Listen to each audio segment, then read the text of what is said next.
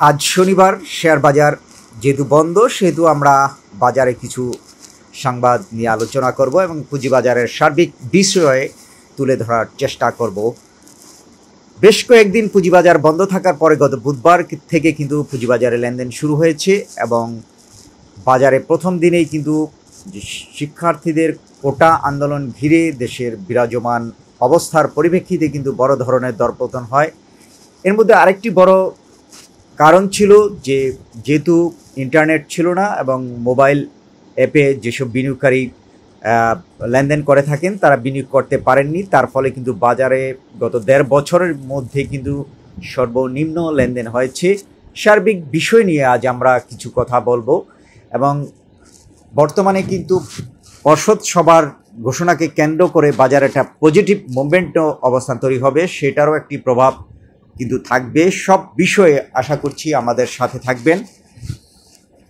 ৬৫ কোম্পানির পর্ষদ সভার তারিখ ঘোষণা করা হয়েছে। এই কোম্পানিগুলোর বেশিরভাগই আর্থিক প্রতিষ্ঠান খাতের।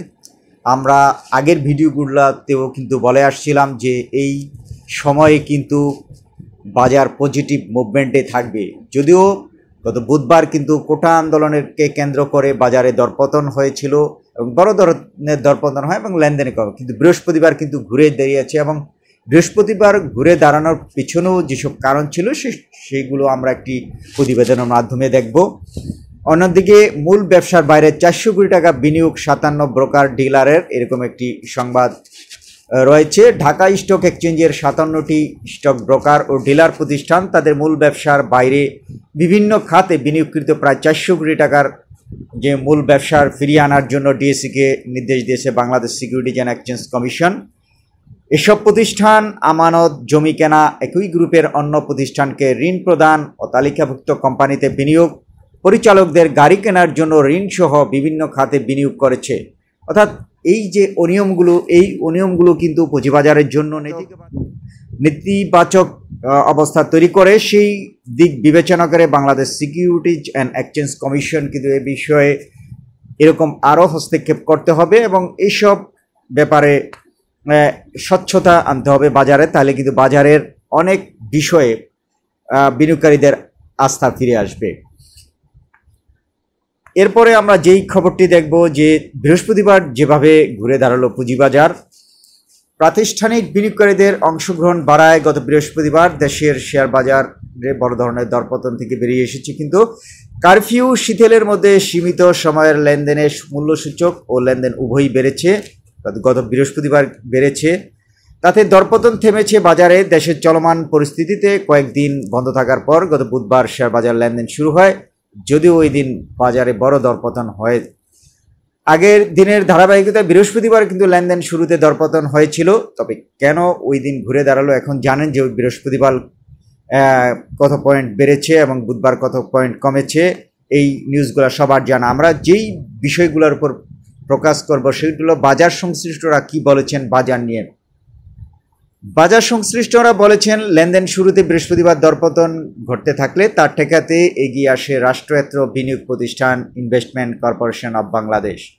সংস্থাটির সক্রিয়তায় সূচক বেড়ে দাঁড়াতে শুরু করলে অন্যান্য প্রাতিষ্ঠানিক বিনিয়োগকারীরাও সক্রিয় হয়, পাশাপাশি সক্রিয় হন ব্যক্তি শ্রেণীর বিনিয়োগকারীরা, ফলে বাজারে দরপতন ঘটেনি।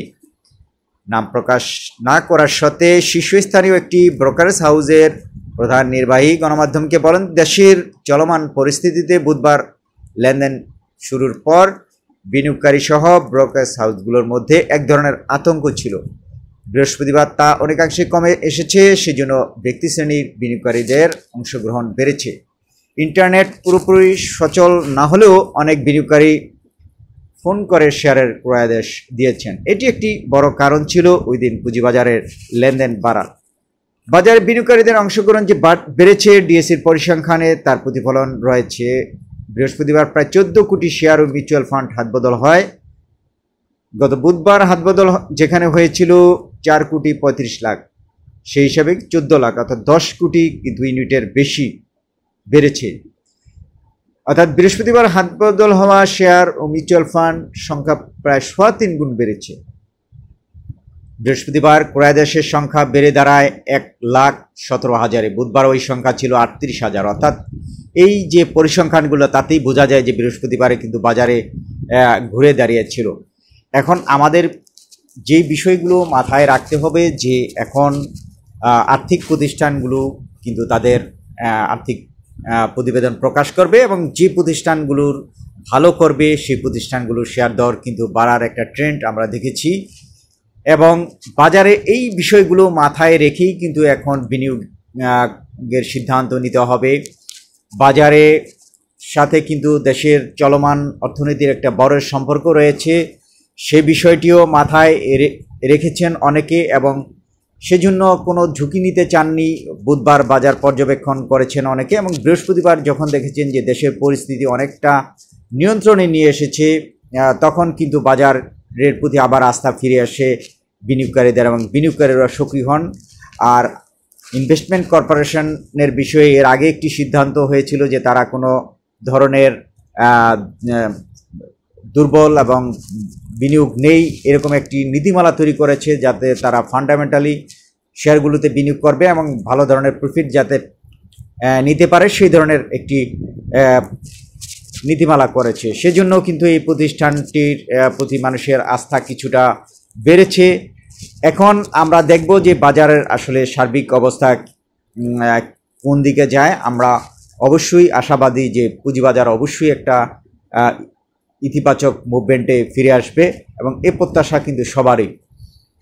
সবাইকে অসংখ্য ধন্যবাদ। আমরা এখন থেকে নিয়মিত অর্থনৈতিক সংক্রান্ত আরও বেশি পরিমাণ ভিডিও দেওয়ার চেষ্টা করব, সংবাদ থাকবে তাতে। এ ব্যাপারে যদি আপনাদের কোনো পরামর্শ থাকে আমাদের জানিয়ে সহায়তা করতে পারেন, তাহলে আমরা ওই অনুযায়ী তথ্যগুলো দেওয়ার চেষ্টা করব। সবাইকে অসংখ্য